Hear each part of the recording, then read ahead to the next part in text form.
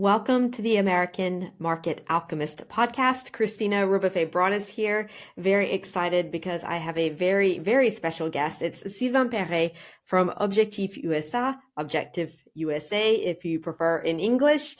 And Sylvain is a good friend, a business buddy, I would say.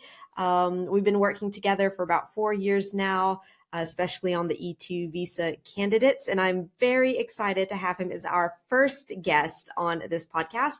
Sylvain, how are you doing today? I'm doing very good. Thank you. Thank you for having me. All right. No, real pleasure. I thought when I created this podcast, it's very new, but I was like, I want the first guest to be Sylvain because we've been working together for so long and on such good projects. And because you just are the expert in, helping French entrepreneurs come over to the US, set up their business, get their visa, do their business plan, find where to set up their business. But I'll let you introduce yourself and just tell us a little bit about what you do. Well, actually, you described it very well. We've been in the United States since 2010. We moved as a family. Actually, we moved a family of 5. We moved to the United States with an E2 visa. So we know the deal. We know. Yeah, you've been there, done that. Yeah, we've been there. So that's the first thing. And before moving to the United States, I used to work as an executive in the bank industry, mostly working with companies for business loans. I've been in business analysis for 4 years. And when we moved to the United States, we had several issues. There were several steps. We encountered several challenges. And then we decided at one time that we wanted to help people avoid these challenges. So we've been doing that. I would say that we actually did the very first one immediately after we arrived. Okay, right. Yeah, in 2010, we did our first case. That was only a business plan at this time. Yeah. But it was in 2010. We arrived in June 2010, and our first case was in 2010 as well. And since then, we've been working. We have worked on, I would say, 150 to 200 cases. Okay. Right. Ranging from just hours of consulting for some customers to the full process of finding a business to buy, doing the due diligence, going the whole process of buying the business, working with CPA, lawyers, all these people involved. Up to the day they obtain their E2 visa, and we are at the closing table, and the business becomes theirs. So we've been doing that 4 years, and for 150 at least cases. Yeah. So what I say usually, what I usually say is that if you have to choose Objectif USA, it's because we are competent, we have experience.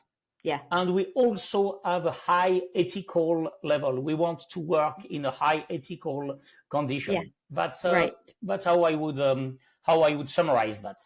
Yeah. Okay. Yeah. And I'd say that's one of the big reasons that I really enjoy working with you is because I know that, when entrepreneurs are looking to go into the US, they kind of have these stars in their eyes and the American dream and all of that. And there are, a lot of businesses out there that are not ethical. And we've seen it happen. And I feel like that it is very important to,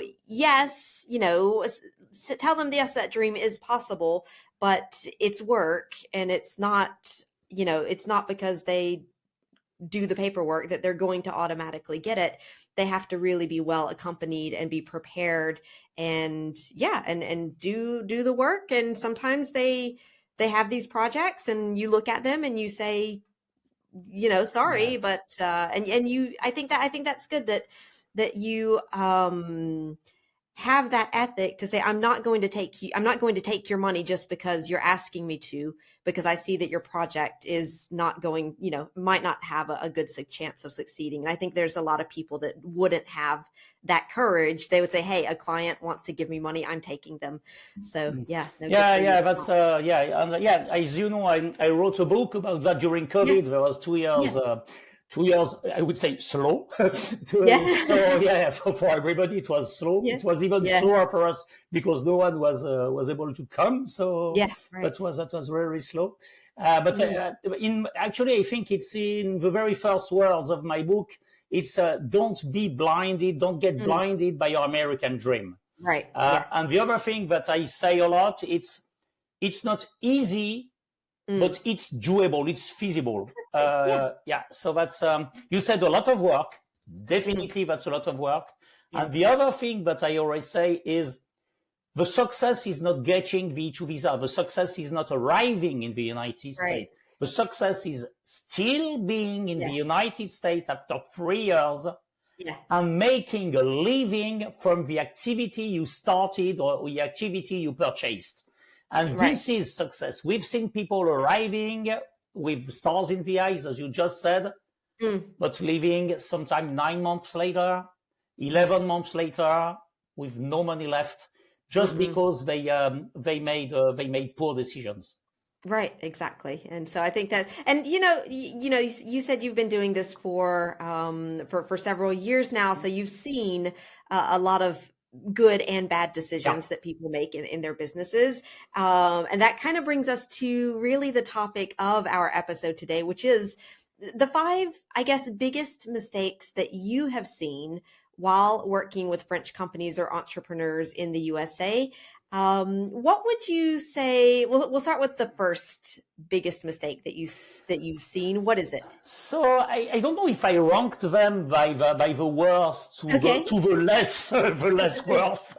In no particular I don't know if I ranked them, but I would say one of the biggest I see the most often. I would say the most often is that people who they did not adapt their offer, they did not adapt their product to the United States. They say, oh, American people, they will love it. They think that the market will be here with absolutely no basis behind this assumption. They think, I will bring that and people will buy it. Okay, it doesn't work that way. You definitely need to understand the market. You need to make sure that your product will hit a demand. If there's no demand, and sometimes that's just this thing. Sometimes people will tell me, "Oh, it will work because nobody is offering that in the United States." Yeah, there might be a reason.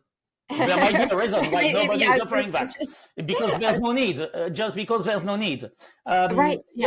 I usually say if you create a restaurant in a street where there are a lot of restaurants, it means that people are coming in this street to go to the restaurant. So each business will benefit from being a neighbor to another business. If you create, let's say, a French pastry in Washington, D.C., a French pastry shop in Washington, D.C., there's a lot of French pastry shop in Washington, D.C., because there's a huge market in Washington, D.C., because there's money. There are people coming from everywhere in the world. There are people who have traveled, so they know that French pastry is a thing. So, if you create a French pastry shop in Washington, D.C., you have good chances, if it's good, of course. If it's good. If it's got to be good. It has to be good. But if it's good, good chances are that you will succeed. In some places, I would say, like in Florida, Okeechobee, places like that, I'm not that sure that they are really, really waiting for French pastry to open. I would most likely do donuts or pizza. That might be better. They already know. So the first thing would really be you have to adapt your product. You have to adapt your service. You have to make sure that people will use it. And another thing that we've been discussing several times together is it's amazing. It's like amazing. I looked up amazing, awesome synonyms. If you look up awesome on Google and you go to the website Urban Dictionary, urbandictionary.com, which is kind of a humorous dictionary of words. The definition of awesome is Americans' reaction to everything. Yeah. And amazing is the same thing. It just means they're basically just acknowledging that you said something, and they're too polite to say, I'm not sure that that's going to work. I don't, Yeah, and sometimes even the same word, just the way they say it, like interesting. Just say the way you say interesting, it can mean two opposites. You say interesting in some way, that's interesting. Right. Which means, whoa, yeah, I'm not sure it will work. Yeah, it's interesting. Which means it is interesting, actually. Right. So yeah, that's so the first thing. But I've seen a lot. I've heard people, it will work. American people will love that. I know American people. Yeah. I've been there 2 times, 1 week. So I know American people. I know them. Yeah. And I'm sure it will work. Right. Well. We'll see. Yeah.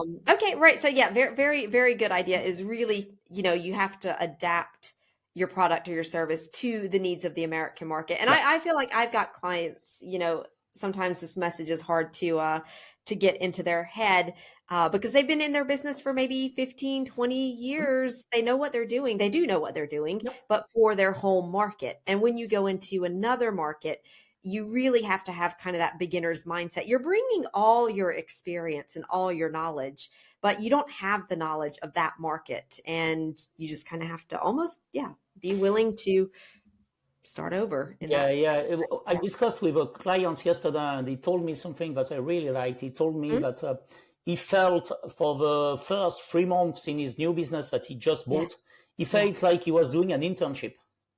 Great. Yeah, I'm just an intern right now. Yeah. I'm just listening. I'm just learning everything because actually, even if I felt I knew everything because he has a lawn care business. A lawn care business is basically cutting grass. You will say, hi, that's not that different. Grass is growing. In Florida, the grass is growing very fast. But that's the same kind of, but it's different. Customer doesn't work the same way. Right.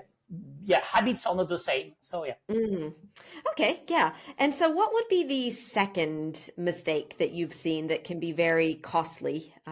Maybe even more costly than the previous one, because your previous one, even if you don't react immediately, you can adapt in time. I would say after 3 months you realize, okay, it doesn't work. Let's do something else. Let's do things different. Okay, but communication, communication within the business, with the employees, communication with the customers, communication, I would say marketing, communication, all these things. Right. You have to adapt your communication style to the United States. And for example, I was talking about within the business management.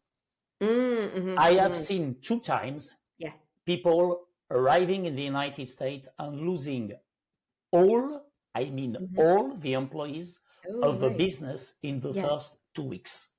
Okay. Oh, wow. So like, you buy it was that bad. You buy a business, you arrive, and the very first thing you do a meeting with the team, and at the end of the meeting, you can say, "Oh, I lost everybody." And just because the communication style was really abrupt, was way too direct. And the way you discuss with people, the way you interact with people, the way you sugarcoat things, the way you use sandwich style communication. Hey, I hope you're doing well. How is your day? Blah, blah, blah. Small words. Small talk. Yeah. Then listen, I've seen that. What do you think about it? Don't you think we could do that a little differently? And blah, blah, blah. But I would say less good information. Yeah. And then at the end, but by the way, thank you for your good work, blah, blah, blah. Instead of, hey, you have to change that immediately or you will be fired. This is not working. You can't do it this way, blah, blah. Right. And I think that also is something, Yeah, that I think you've seen this because you're really out there in the field with these managers when they're coming into Yeah. the American businesses. But I would say and I don't want to stereotype. I'm not going to say typically French style because there are very good French managers, but we do know that France, the French workplace tends to be much more sort of hierarchical. The manager, I've had managers that I've worked for here in France and where they would just like yell at the team, and it's a very unpleasant experience. You do that in the US, your employees are going to leave. Yeah, the unemployment rate is 2% right now. So if they don't feel happy, we have you have no job contract. There's no contract. Right. We are an at-will state in Florida, so there is no contract at all. So if they want to leave, they leave, and sometimes they will leave for $1 more an hour for your competitor who is on the other side of the road. Yeah. So you're not only losing your employee, but you're most likely losing your customers as well. So that's the relationship with employees is definitely a win-win. You need to be, both sides need to be happy with their condition. Right. You need to be happy with your employee, but your employees need to be happy with you. So, and that was for the employee, but that's the same for the customers. Yeah. I've seen people answering to customers' review. There's a lot of online reviews, Google things, Yelp. I've seen people answering, and I remember calling a customer, telling him, okay, you have to remove this answer right now, now, or you are killing your business. You were definitely wrong. What is explained in the review, you are definitely wrong. It's clear you're wrong, even if you're not wrong. Even if you're not wrong, you say, I'm very sorry. I'm very sorry. My mistake. Right. Exactly. I'm sorry. Let me, please come back. I will give you free stuff. And you have to do that. And gee, is your day better now? So that's exactly what he said. Do you feel better now? Wow. And that was the very first review. That was the very first review of the business. So they opened this business, they get the first review, they did everything wrong, and then the guy answered, do you feel better now? Then wow. Yeah, right. And I've seen that, because I know that in the US, like you said, the Google reviews, the Yelp reviews, of course that exists in France, but it's, I think, much stronger in the US, much more influence. And I've seen that, I go and look, let's say at this was an example, a hotel. Somebody left a review. This was in France. A client left a review saying, the room was a lot smaller than I thought, and the temperature was not right. Basically, a bunch of complaints. Yeah. And the hotel owner responded, and he was just like, well, you're complaining about the room was too small, but you came with your bikes and you put your bikes in the room. So that took up a lot of place. And well, for the temperature, it was summer, so it's hot. That's not my fault. And I was like, oh my goodness, you cannot put that, like, I'm just like, I don't understand it. But yeah, I definitely agree. Be nice, say you're sorry. Like that's kind of what you do. And that's the end of it. Yeah. Yeah. Okay. So that would be the second one. Yeah. Second one. You mentioned contracts. And that's interesting and a very different thing compared to France. Yeah, that's more, this one is more from a legal point of view. Not maybe the two first ones were related to behavior. This one is really, you have to understand that people coming from France, they are used that the law is everywhere. In France, you are protected as a customer. You are over protected, in my opinion, but you are protected as a customer. The customer, from a legal point of view in France, the customer is always right, and the law is here to protect him. If in France, there's a problem, we create a new law. Every day. There's a new problem. Hey, let's create a new law. Let's create some laws. Yeah, let's create some laws. So that's funny. But in the United States, first you have to understand that every state might be different when it comes to business law.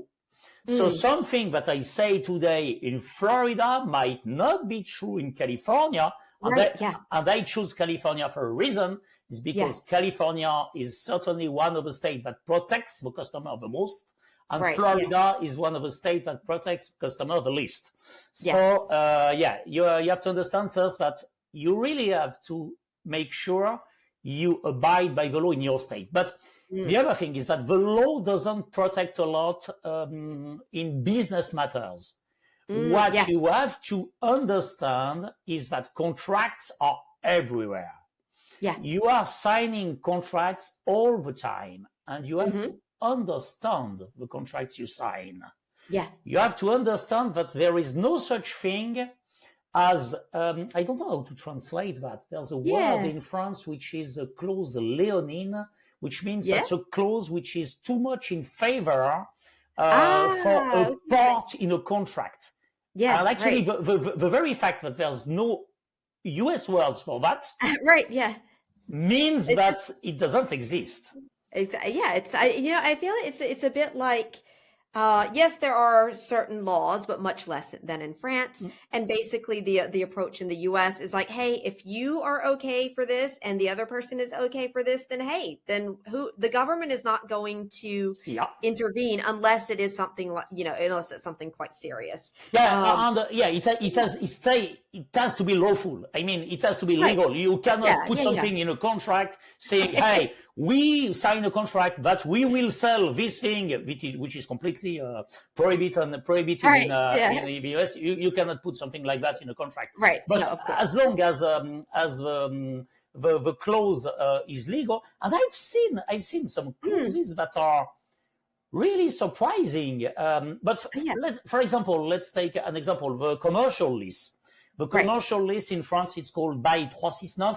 The commercial lease, you can put everything in a commercial lease. I've seen commercial leases that are 5 pages long. I've seen commercial leases that are 200 pages long. Guess what? Wow. The longest one, you really have to read it carefully before signing it. Right. But maybe get a lawyer to read it too. Yeah, clearly you want a lawyer to read it. But for example, I've seen clauses that are really interesting for the tenants. Something like, for example, I've seen a business that was on the first floor of a huge tower. Right, yeah. And the rent was based on the rate of occupancy of the tower. Meaning, if the tower has a 100% rate of occupancy, nothing is vacant, then the rent is due as a whole. You need to pay the whole rent. But let's say that there's only 50% of, because actually the business, the activity of the business of the first floor was really related to the occupancy of the building, because that was a cafe that was at the first floor of this building. And then if the rate of occupancy of the building was only 50%, then the tenant would pay only 50% of the lease. That's the kind of thing that is difficult to get in France, because it's difficult to put that in a contract that is that much regulated by the law. Right. But here, this kind of contract, they are not regulated by the law. So you need to understand that the law won't protect you. Yeah. The law, in business at least, the law won't protect you. What will protect you is the contract. And you clearly have to understand, to get help understanding them, because that's not only a matter of reading English, because there are some contracts even in French I don't understand them. I was going to say, I've read contracts in English and be like, I'm not sure what this exactly says. But sometimes they use 18th century English from England, with shall everywhere. When you see shall in a text, you know that's most likely legal terms. Shall do that, shall not do that. Right. Okay, we are legal terms. Yeah, right. No. Yeah, definitely. Contract, read them and get someone to explain them to you. And that's very, very important. All right. So what would be the fourth mistake? We talked about the legal aspect. We talked about the interpersonal communication aspects. How about the money aspect? Yeah, money aspect. So there's a saying that I like, which is, it takes money to make money. I like that. So you clearly need to have money to come to the United States, because nothing is free. Nothing's free. Everything you're going to pay for. And you're going to pay for everything. You're going to pay for your health. Yeah. Just be very, very, very careful if you have health issues, because the cost of health is really high in the United States. Yeah. But everything is expensive, so you really need to have money. And the other thing is that either if you come as an entrepreneur or as a business, as a company, we help entrepreneurs, I mean people, but we also help companies coming to the United States. You won't be able to have any loan in the United States until you have at least one good tax return, or at least two. If you're an individual, you will also need a good credit score. It takes time to get a good credit score. Yeah. So you won't get any help from the government. Yeah. Needless to say, you won't do that. Yeah, we don't do that in the United States. So so you won't get any help from the government, but you won't get any loans. So if you need money, you might want to borrow money in France, like with BPI. If you're a company and you want to go to the United States, the BPI, which is, I think, Banque Publique d'Investissement, I think that's something like that. They have special credit lines for that. So you might want to go that way, but just be careful to have enough money, because it will take money to make money. You need to invest in your marketing. You need to provide a welcoming atmosphere to your customers. You need to and I've seen a lot of people. They were clearly underfunded. There was not enough money for sometimes you don't have enough money to your expectation to reach your goal, because I would like to do that. Okay, but you don't have money to do that. Right. And they just underestimate. I would like to rent a place in the Fifth Avenue in New York. Right. Good luck. Yeah. Wow, Broadway. Okay. Wow. Yeah. You don't want to do that. You can't do that. Yeah. Right. So no, and I think it's especially if you're coming from France, where things do tend to be just lower priced for a lot of things, because salaries are lower. I mean, they go together, but then also just in terms of business cost. I mean, in the US, it costs a lot of money to run a business in the US and to get set up, and like you said, every single thing that you want to do, you're going to have to pay a lot of money to do it, especially when you're setting up that business. So I always tell people, plan your budget and then add about 30%, if not more, to be safe. I've seen people creating retail places, receiving quotes, and I told them this quote is completely unrealistic. So they receive, let's say, for the same location, they receive a quote with a budget of $100,000, and they receive another quote with $30,000. So it just doesn't work. That there's usually a price per square foot. So that price per square foot is at least something like $800 per square foot or something like that. And then you receive a quote for a 1,000 square foot completely renovation, and you receive a quote with 30,000. Say, no, there's something wrong. There's something wrong. And then they choose this. It's really less expensive than the other one. I understand that, but in my opinion, he won't deliver. And then, they arrive at 30,000. Okay, it's not finished. You need to. Okay, I didn't. Okay, but we're not finished. So you need to give us money, or we won't be finishing. And then you're stuck, and you have no power in that negotiation. So, and you can try to sue them. You will realize that the contract you signed was clearly there might be unexpected cost, and then you realize that you're screwed. that you have. Yeah, right. Yeah, Exactly. So yeah, read the contract and plan to spend a lot of money, yeah, budget for that yeah. accordingly. Okay. And the fifth mistake that you have seen very often in these kinds of projects? Unfortunately, that's one of them. That's one of the mistakes that led to a lot of people going back to France or Mm, yeah, leaving the country. That's okay.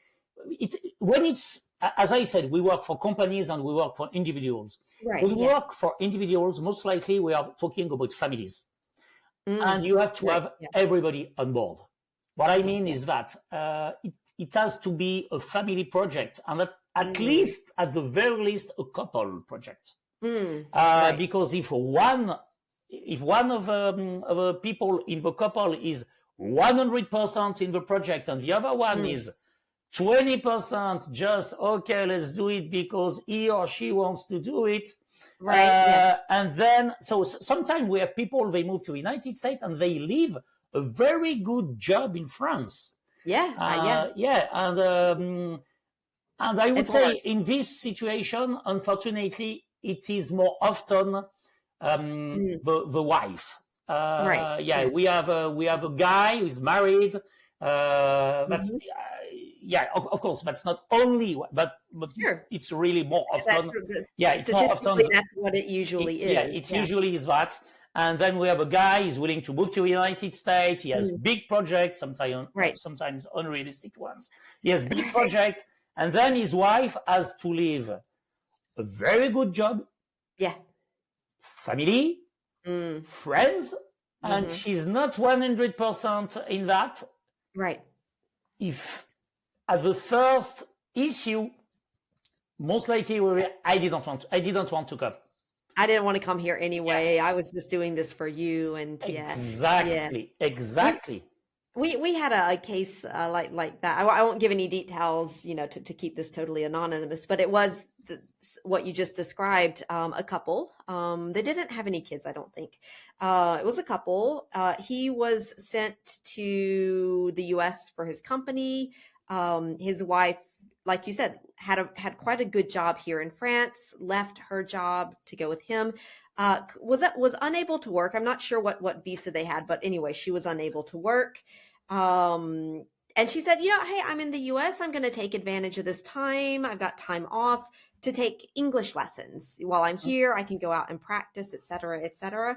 Great. We started off very exciting project, and it was just over the course of about the 4 or 5 months that we were working with her. I mean, we just saw the decline. And we would, okay, how was your day today? Didn't do anything. Okay, well, what are you going to do this evening? Nothing. Yeah. Okay, where are you going to go out? No, I don't know anybody. Like just really just like totally depressed. And at that point we said, let's stop the lessons, and I recommend that you go and look for some help, psychological help, or support for expatriation and this kind of thing, because it was clearly impacting her mental health. So yeah. Yeah, you really have to be very cautious about that, and I've Mm, seen that too many times. yeah, Yeah, that's you are in a new country. If you don't have a job, right. if you don't have kids, that's even worse, because Mm, when you have kids, you go to school and you meet other yeah. parents. Yeah, But exactly. You if have you something in common to yeah meet people with, yeah whereas yeah I think she you was just, definitely need to meet people. You yeah, definitely need yeah, to meet people. So there are a lot of things to meet people, but yeah, you need to do it. But right. yeah, the main issue most of the time was really, I left this good job, I had my Mm, dream job, and I left it for you. I left it for your project, and right. sometimes it doesn't work that well at the beginning. So Mm, I left it for your project, which is not working, but that is yeah. not working. So wow, where are going? So, yeah. I think when we talk about failure, I mean failure, people Mm, going back to France yeah. in less than 2 years. I Right. think this is the main reason that I've seen. Okay. So, Uh, okay. So, yeah, it's really something to take into consideration. And yeah, perhaps I think that is underestimated. The importance of that point in a project is, I think, underestimated because, like you said, hey, it'll be okay. We'll see how it goes. Well, it's the US. It's not totally different from France, etc. But in reality, it's we refuse the case based on mm, that, because we had meeting and we clearly mm, we usually work as a team with my wife. sure, So yeah, so we have both our sensibilities. We are different, yeah, and we lived our own mm, expatriation yeah, yeah, differently. We were both involved in our businesses. We worked a lot when mm, we arrived. We still work a lot, yeah, but we were both involved in the company. But we felt the thing differently. And yeah, when we have a family, when we are taking care of a family, I like to have her involved mm, in this part, because she maybe has better.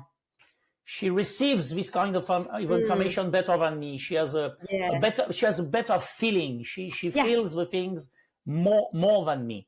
I'm more right, in business. I'm more in the project, in the numbers, right, and yeah, sometimes I won't see that. But yeah, she will definitely see that. And mm, more than one time, she told me, you know what? I think we have an issue here, and this is this issue. And she's usually 100% right. often right, Yeah, she's yeah, right. right, She's right. She's yeah, always right, right. actually. Daphne's always right, right. Yeah, Daphne's Yeah. always right. Okay, great. No, okay, so yeah, so if we just kind of recap, so the 5 mistakes that I noted here is mistake number 1, not adapting your product or your service to US customers. Mistake number 2 is managing too abruptly or communicating too abruptly, whether it's with customers, your employees, etc. Not reading the contract or not understanding the contract. Don't skimp on lawyer fees. I would say that's a very good investment to make. Underestimating the costs and not having enough money for the project. And then the 5th mistake is not really taking into consideration the sort of family aspect of having everyone on board with such a big project. Yeah. Okay. Yeah, that would be All that. right. That would be that. Awesome. Great. Sylvain, thank you very much for being my first guest I'm on this honored. podcast. I am Yeah, honored. no, I'm really happy about this. Thank you for sharing all of your wisdom. I know that all of that wisdom is about 35 minutes, but that's just years, a dozen or so years of wisdom and experience, and all that distilled into a couple of minutes here. Where can people find you if they want to connect with you, follow you, learn more about how you can help them with their projects in the US? So the first thing is our website, objectif-usa.com, objectif-usa.com. That would be the first thing. We have a Facebook group, which is called, that's very, very original. We call that Objectif USA Le Groupe. So Easy to find. we are so original. So, so Objectif USA Le Groupe. I also talk a lot on LinkedIn. I post a lot on LinkedIn. I've been on LinkedIn for 11 years. So Okay, right. I actually quite when we arrived. So no, 11 years, but would be no. That's more than that. I think that's 13 years. I've been on LinkedIn for 13 years. Yeah. 2011.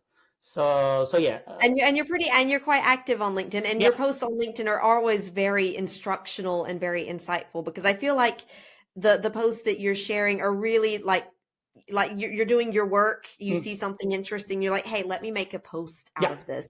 So it's almost like, tips from Sylvain every day, daily tips from Sylvain on LinkedIn.